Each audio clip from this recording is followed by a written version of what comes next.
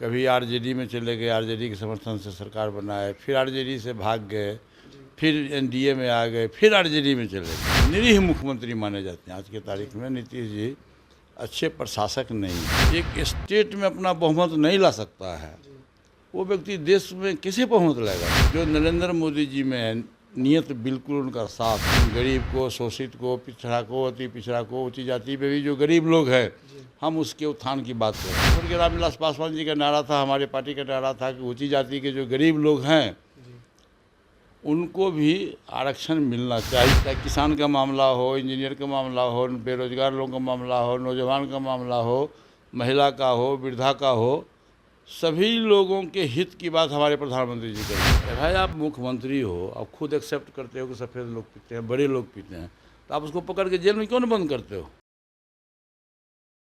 नमस्कार, भारत लाइव देख रहे हैं आप। बीते दिनों बिहार की राजनीति दिल्ली से होने लगी। नीतीश कुमार दिल्ली क्या पहुंचे, लगा कि विपक्षियों को मेला लगाने का मौका मिल गया। नीतीश कुमार को लेकर एक अप्रिसिएशन, एक एक्सेप्टेंस की शुरुआत हुई, जिसे कहीं ना कहीं कांग्रेस ने हवा दी।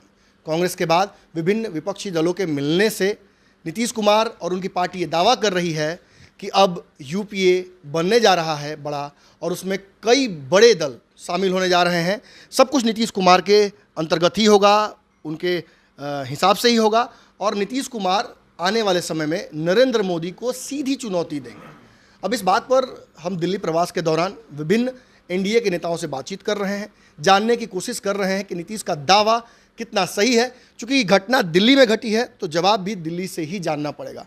हमारे साथ केंद्रीय मंत्री पशुपति पारस जी हैं। समय इन्होंने दिया है, और सवाल तो सर मेरा वही है, नीतीश कुमार जी बहुत बड़ा दावा यहाँ से करके गए हैं, और जो मेला यहाँ लगा था उसका रिप्रेजेंटेशन दिल्ली में बहुत बड़ा हो रहा है कि नरेंद्र मोदी जी को हटाने वाले नीतीश कुमार ही हैं। आपको क्या लगता है? सबसे पहली बात तो ये है कि मैं शुरू से कह रहा हूँ कि 2024 का जो लोकसभा का चुनाव होगा और प्रधानमंत्री का जो चुनाव होगा, उसमें प्रधानमंत्री पद की कोई वैकेंसी देश में नहीं है, और 2/3 बहुमत से केंद्र में एनडीए की सरकार बनेगी, और तीसरी बार इस देश के प्रधानमंत्री के रूप में माननीय प्रधानमंत्री श्री नरेंद्र मोदी जी शपथ ग्रहण करेंगे। आप देखिए, एक बात आप देखिए, आप तुलना कर सकते हैं नीतीश कुमार और नरेंद्र मोदी में। नीतीश कुमार जी बिहार में 18 वर्षों से सरकार में एनडीए गठबंधन के साथ, कभी जीतनराम मांझी को बनाए, कभी आरजेडी में चले गए, आरजेडी के समर्थन से सरकार बनाए, फिर आरजेडी से भाग गए, फिर एनडीए में आ गए, फिर आरजेडी में चले गए, और अभी 7 पार्टियों के गठबंधन से उनकी सरकार चल रही है, जो निरीह मुख्यमंत्री माने जाते हैं आज के तारीख में। नीतीश जी अच्छे प्रशासक नहीं है। तो जो व्यक्ति एक स्टेट में अपना बहुमत नहीं ला सकता है, वो व्यक्ति देश में कैसे बहुमत लाएगा जी। और नरेंद्र मोदी जी का आपको पता है, आप तो प्रेस मीडिया के साथी हैं, नरेंद्र मोदी जी का अभी जो 15 दिन पहले सर्वे हुआ पूरे वर्ल्ड बेसिस पर, विश्व के पैमाने पर, उसमें सर्वमान्य नेताओं के बीच नेता के नाम पर नरेंद्र मोदी जी का नाम है, सर्वमान्य नेता। आज के तारीख में देखिए भी यहाँ देश में जैसे G20 का भी अध्यक्षता हुआ, या बहुत सा चीज़ है जिसमें नरेंद्र मोदी जी का नाम पूरे विश्व के स्तर पर आया है। और नरेंद्र मोदी जी क्योंकि गरीब परिवार से आए हैं, तो उनके द्वारा जो पूरे देश में कार्यक्रम हो रहा है, आप देखिएगा कि जो गरीब लोग पहले दवा के अभाव में मर जाया करता था, आज उस गरीब लोगों को बीपीएल सूची जिसका नाम है, उसको 5 लाख रुपया तक अनुदान दिया जा रहा है, वृद्धावस्था पेंशन दिया जा रहा है, 1 नेशन 1 राशन कार्ड की व्यवस्था है, 81 करोड़ लोगों को मुफ्त में हम अनाज दे रहे हैं, और वो ये 31 दिसंबर 2023 तक रहेगा। फिर बाद में हम बढ़ाएंगे, हमारी सरकार बढ़ाएगी बाद में। किसान को हम सब्सिडी दे रहे हैं। छात्र के पढ़ने के लिए कहीं की व्यवस्था नहीं था, तो मेडिकल कॉलेज, इंजीनियरिंग कॉलेज खोला जा रहा है, उसमें बिहार में भी है, नया नया मेडिकल कॉलेज, इंजीनियरिंग कॉलेज खोला है। महिलाएं हमारी जो थी, माताएं बहनें, उसको परेशानी होती थी खाना बनाने में, लकड़ी पर खाना बनाती थी, चूल्हा पर ये करती थी, उसके लिए नरेंद्र मोदी जी ने व्यवस्था किया, गैस की व्यवस्था किया, वृद्ध लोगों के लिए वृद्धावस्था की पेंशन के उन्होंने सुविधा दी। इंदिरा आवास की व्यवस्था की। तो इस ढंग से प्रधानमंत्री की जो सोच है, ये सोच की बात है। देखिए, देश में नेताओं की कमी नहीं है और नीति की भी कमी नहीं है, नेताओं के नियत की कमी है। जो नरेंद्र मोदी जी में है, नियत बिल्कुल उनका साफ है। एनडीए गवर्नमेंट जो दिल्ली में केंद्र में है, एनडीए गवर्नमेंट की मंशा बिल्कुल साफ है कि हम गरीब को, शोषित को, पिछड़ा को, अति पिछड़ा को, ऊंची जाति पे भी जो गरीब लोग हैं, हम उसके उत्थान की बात करें। आप देखिए 2014 में एनडीए की सरकार बनी और जब पहला मौका मिला राष्ट्रपति बनाने का, तो नरेंद्र मोदी ने किनको राष्ट्रपति बनाया? गोविंद साहब को बनाया, जो बिहार के गवर्नर थे। फिर दोबारा जब मौका मिला, श्रीमती द्रौपदी मुर्मू को उन्होंने बनाया, आदिवासी महिला। तो दलित को भी बनाया उन्होंने, आदिवासी को भी बनाया। जब उनको मौका मिला, ये स्वर्गीय रामविलास पासवान जी का नारा था, हमारे पार्टी का नारा था कि ऊंची जाति के जो गरीब लोग हैं उनको भी आरक्षण मिलना चाहिए। और उसको देर सही, लेकिन हमारे प्रधानमंत्री जी ने ऊंची जाति के जो गरीब लोग हैं उनको भी उन्होंने 10% आरक्षण की सुविधा दी। तो कहने करते कि देश का जितना भी वर्तमान विपरीत से विपरीत परिस्थिति है, चाहे किसान का मामला हो, इंजीनियर का मामला हो, बेरोजगार लोगों का मामला हो, नौजवान का मामला हो, महिला का हो, वृद्धा का हो, सभी लोगों के हित की बात हमारे प्रधानमंत्री जी करते हैं। तो प्रधानमंत्री जी के मुकाबले में मुझको जो आप बात अभी बोल रहे हैं नीतीश जी के बारे में, मुझको थोड़ा अटपटा लग रहा है। सर, आप एक तरफ दावा कर रहे हैं कि नीतीश कुमार कमज़ोर हैं, आप ये भी कह रहे हैं कि बहुत कमज़ोर है उनकी पार्टी। निश्चित तौर पर कागज़ पे तो कमज़ोर लग रही है, लेकिन एक्सेप्टेंस उनका बन रहा है। कांग्रेस जैसी पार्टी उन्हें एक्सेप्ट कर रही है, केजरीवाल उनसे मुलाकात कर रहे हैं, विभिन्न विपक्ष के नेता उनसे मुलाकात कर रहे हैं। और एक और बात तो ये भी है सर कि एनडीए जब भी सत्ता में बिहार में आई है तो नीतीश कुमार के अंडर ही आई है ना। आपको भी सत्ता का सुख तो नीतीश कुमार के तहत मिला है। अरे वो तो परिस्थिति अलग होता है। राजनीति में देखिए, राजनीति में एक अलग परिस्थिति होता है, एक परिस्थिति बस होता है। मैं बार बार कहता हूँ कि व्यक्ति बलवान नहीं होता, समय बलवान होता है। इस समय की पुकार है कि आज नीतीश जी कुछ दिन पहले तक अच्छे मुख्यमंत्री के नाम में उनका नाम था, आज सबसे कमज़ोर मुख्यमंत्री बिहार के माने गए। आज इंडिया से हटने की वजह से आज नहीं देखिए, आज नीतीश जी को आप देखे होइएगा, आप तो बिहार के रहने वाले ना जी। अब नीतीश जी को देखे होइएगा कि जब भी कोई बड़ी सभा में हो जाते हैं तो कोई भी फैसला लेने के पहले तेजस्वी यादव की तरफ मुड़ के देखते हैं कि नहीं देखते हैं, बताइए अब।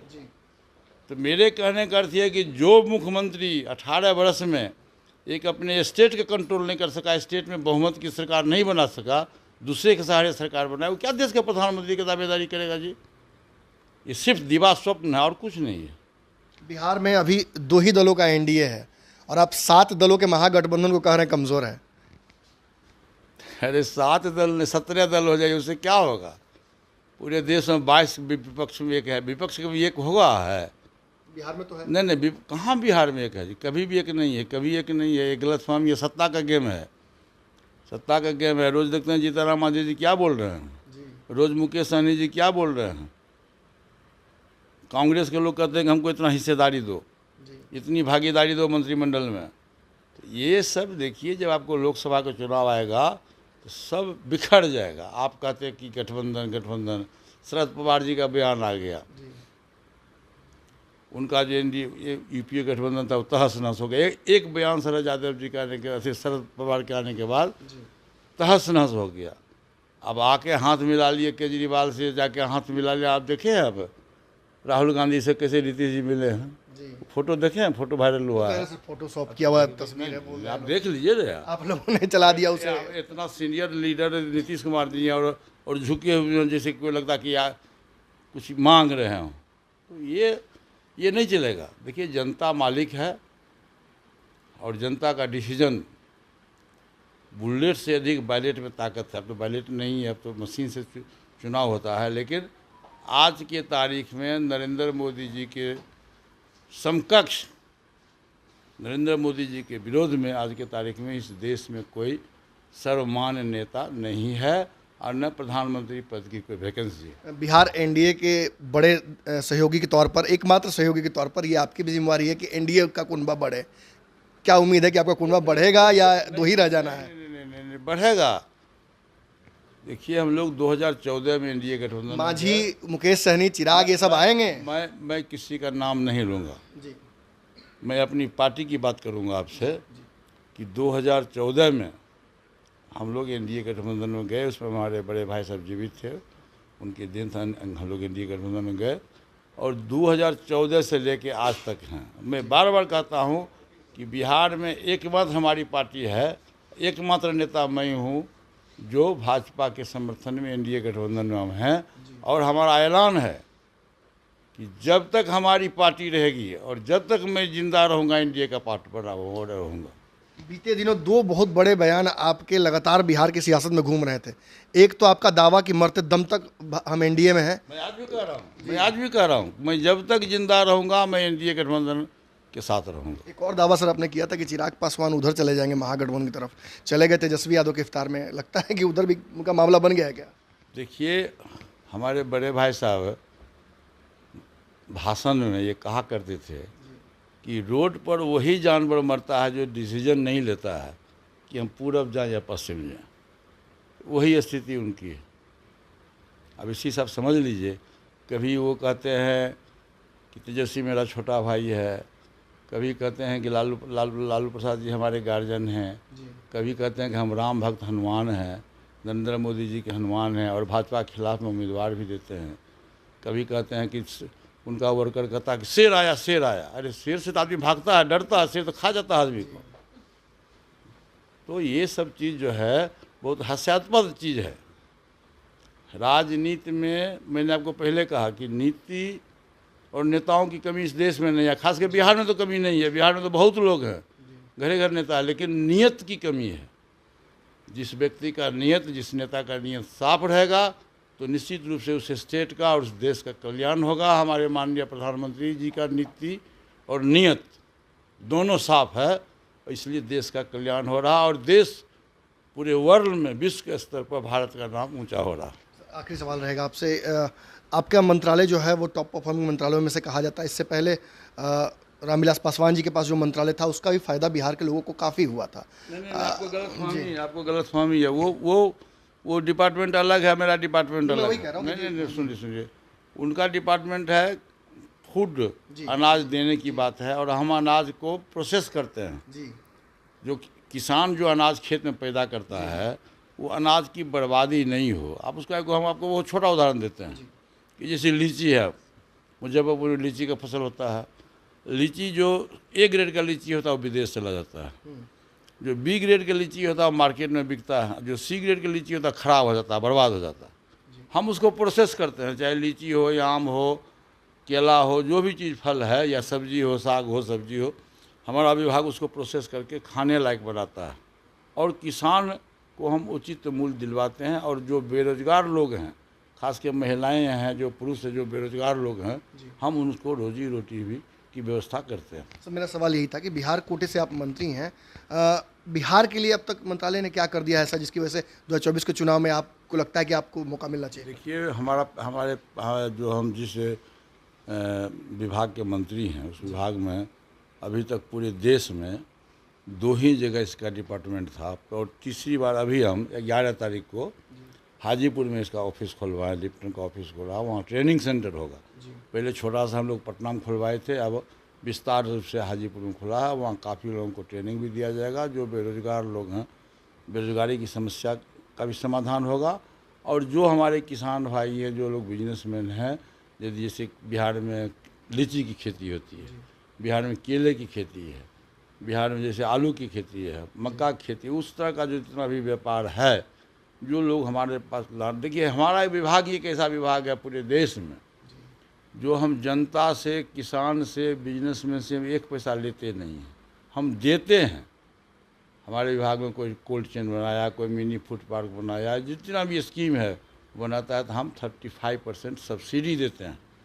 किसान से, बिजनेसमैन से, बेरोजगार लोगों से हम पैसा नहीं लेते हैं, हम फ्री ऑफ कॉस्ट। यदि हमारे क्राइटेरिया के विभाग का जो क्राइटेरिया है उस क्राइटेरिया के तहत जो लोग आते हैं हम उनको, जैसे 100 करोड़ का बजट है तो 35 करोड़ रुपया हम फ्री ऑफ कॉस्ट देते हैं, उनको सब्सिडी देते हैं। और जो शेड्यूल कास्ट और शेड्यूल ट्राइब्स के लोग हैं हम उसको 50% देते हैं। ये हमारा एक ऐसा विभाग है जो हम देते हैं, लेते नहीं हैं। सर, विगत दिनों आप प्रधानमंत्री से मुलाकात किए तो उस दौरान आपके सारे सांसद वहाँ मौजूद थे। विपक्ष ने तो इसको इस तरह से दिखाया कि सारे सांसद को लेके पहुँच गए हैं कि कहीं इधर उधर कोई भागे मत। आप बताइए कि एक्चुअली हुआ क्या था, क्यों ले जाना पड़ा? भाई भाग्य, वो प्रधानमंत्री हैं, हम सांसद हैं। तो सांसद के साथ में बहुत सा समस्या, अपने अपने क्षेत्र का विकास कैसे होगा, क्या होगा, नहीं होगा। और प्रेस मीडिया लोग उछाल रहा था, जो छोटका छोटका टीवी होता है, जिसको क्या कहते हैं, यूट्यूब क्या कहते हैं उसको, हमको नहीं पता है। तो वो लोग छाप रहा था कि फलना ऐसा हुआ, तो चिल्ला एमपी इधर चले गए। उसको भी हम दिखलाने के लिए, देखो हम यूनाइट हैं, हमारी पार्टी संगठित है। परसों जो हमारे पार्टी का जो सम्मेलन हुआ, दिल्ली में सम्मेलन हुआ, आप देखे होइएगा कि दिल्ली में उतना बड़ा सम्मेलन हुआ हमारे पार्टी का। 8 घंटा तक हमारी मीटिंग चली और 8 घंटा तक हमारे कार्यकर्ता बैठे रहे। और पूरे देश से, कन्याकुमारी से लेकर के जम्मू कश्मीर तक का लोग आया। 29 प्रदेश अध्यक्ष हमारे आए, रिकॉर्ड की बात, 29 प्रदेश अध्यक्ष हमारे आए। और हम 5 सांसद हैं और एक एमएलसी हैं, और सूरजभान सिंह जी हैं। सूरजभान सिंह से ये पांचों सांसद, सूरजभान जी और जो हमारे विधान पार्षद हैं नवनिर्वाचित, सभी लोगों की मौजूदगी में 8 घंटा तक बैठक चली। सुलेमान जी साथ हैं ना आपके? 100% साथ है। 2005 से जब से आए हैं, ये आप लोगों के मन की उपज है। हमारे साथ सूरजभान सिंह जी है और रहेंगे, सब दिन रहेंगे वो। एक और सवाल है सर, विगत दिनों हमने देखा बिहार में चाहे जहरीली शराब की वजह से हो या क्राइम का जो डेटा लगातार सामने आ रहा है, ये बढ़ रहा है। जो दावे सरकार कर रही है, नीतीश कुमार कर रहे हैं, उसके लगभग सब कुछ उल्टा ही हो रहा है। कैसे देखते हैं इसे? देखिए, बिहार की सरकार सक्षम नहीं है। बिहार का लॉ एंड ऑर्डर बिल्कुल चरमरा गया है। अभी तो ये स्थिति है कि जब हम लोग टीवी खोलते हैं तो लगता है पंजाब नेशनल बैंक में इतना लूट हो गया, स्टेट बैंक में इतना लूट हो गया, ग्रामीण विकास बैंक में इतना लूट हो गया, अमुक व्यक्ति की हत्या हो गई, कहीं लूट हो गया, कहीं बलात्कार हो गया, 3 वर्ष के बच्ची के साथ बलात्कार हुआ। ये बिहार का रूप है। और विगत हमको लगता है कि तकरीबन 7 वर्ष बिहार में हुआ है शराबबंदी का। 15 से लागू है जी, 16 से लागू है। तो 16 4 20 दिन 7 वर्ष हुआ। 7 वर्ष बिहार में शराबबंदी का लागू हुआ। और उस शराबबंदी में मुझको लगता है कि तकरीबन, सही आंकड़ा तो मैं नहीं बता सकता हूँ, लेकिन तकरीबन 300 लोग मरे। जहरीली शराब पीने से लगभग 300 लोग मरे। और नीतीश जी ने शुरू में जब गोपालगंज में कुछ लोग मरे थे तो उन्होंने मुआवजा दिया था। और अभी जस्ट 6 महीना पहले जो घटनाएं घटी, जिसमें 80 85 या 100 लोग मारे गए, उसमें नीतीश जी ने कहा कि जो पिएगा सो मरेगा, हम इसको मुआवजा नहीं देंगे। एक तरफ नीतीश कुमार कहते हैं कि जो पिएगा सो मरेगा, हम मुआवजा नहीं देंगे। फिर आज किस मुंह से मुआवजा दे रहे हैं? या आज से 4 दिन पहले उन्होंने घोषणा किया है कि 16 से लेकर अभी तक जितने लोग शराब पीने में मरे हैं, यदि FIR में नाम दर्ज है, मेडिकल रिपोर्ट है, हम उसको 4-4 लाख रुपया देंगे। ये बिहार सरकार की गलत नीति है। और एक दिन और बोले थे नीतीश जी, आज से 4-5 महीना पहले पटना में, कि भाई पटना में तो दारू सबसे बेसी बिकता है, यहाँ के सफ़ेद लोग पीते हैं। अरे भाई, आप मुख्यमंत्री हो, आप खुद एक्सेप्ट करते हो कि सफ़ेद लोग पीते हैं, बड़े लोग पीते हैं, तो आप उसको पकड़ के जेल में क्यों नहीं बंद करते हो? आप अभी बिहार का जेल का आंकड़ा लीजिएगा कि जेल में 50,000 लोग कैदी है, शराब बेचने के मामले में हो, शराब पीने के मामले में हो, उसमें 49,000 सिर्फ दलित और गरीब परिवार के लोग हैं। आपने क्राइम के मुद्दे पर बिहार सरकार को घेरा। आप सुन लीजिए, पूरी बात सुनिए। दूसरी बात है कि इन्होंने शराबबंदी किया और ताड़ी बेचने पर रोक लगा दिया, ताड़ी उतारने पर रोक लगा दिया। आपको मालूम है कि ताड़ी कौन बेचता है, कौन उतारता है? ताड़ी गरीब लोग उतारता है। जो समाज के सबसे कमज़ोर तबका के लोग हैं, मुसहर है, पासी है, पासवान है, ये लोग ताड़ी उतारता भी है और ताड़ी बेचता भी है। और हमारा जो देश का संविधान है, वो मौलिक अधिकार है कि सबको जीने का अधिकार है, देश के किसी भी कोने में जा कर के बिजनेस करने का अधिकार है। ये उस समाज का जातीय पेशा है। जैसे धोबी का काम है कपड़ा धोना, किसान का काम है खेती करना, सब जात का अलग अलग पेशा है। उसी तरह से ये जो दलित समाज के लोग, पासी, पासवान, मुसहर समाज के लोग हैं, उनका जातीय पेशा है ताड़ी उतारना।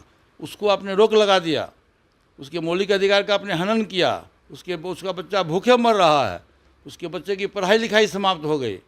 इसलिए हम बिहार सरकार से मांग करते हैं, पुरजोर मांग करते हैं कि शराबबंदी तो बिहार सरकार से चल नहीं रहा है, पूरा प्रशासन लगा हुआ है शराबबंदी के चक्कर में, फिर भी थाने में शराब बिक रहा है। इसलिए बिहार सरकार से हमारी ये मांग है कि यदि आप दलित के हित की बात करते हो तो कम से कम ताड़ी पर से बेचना और जो पीने पिलाने की बात है उस पर से रोक तुम हटा दो। पशुपति पारस जी थे, बहुत बहुत धन्यवाद सर हमें समय देने के लिए। निश्चित तौर पर सामने बता रहे हैं कि नरेंद्र मोदी के सामने नीतीश कुमार फिलहाल तो उस स्थिति में नहीं है कि वो सामना कर सकें। बिहार में 2024 में देश में भी एक चुनाव होने वाला है, बिहार में भी चुनाव होगा। अगर ये वीडियो पसंद आई और वह बिहार के राजनीति और बिहारियत से सरोकार रखेनी तो सब्सक्राइब बटन दबा के चैनल के सब्सक्राइब कर ली। ओजे एगो घंटी बा, ओकरा बटन दबा देला से कुल सटीक और मारक खबर रुआ मुफ्त में मिल जाई। अगर रुआ पत्रकारिता के हमनी के नया प्रयोग में सहयोग कर चाहतानी तो ज्वाइन बटन दबा दी। पेटीएम नंबर नोट कर ली 9386816700। धन्यवाद।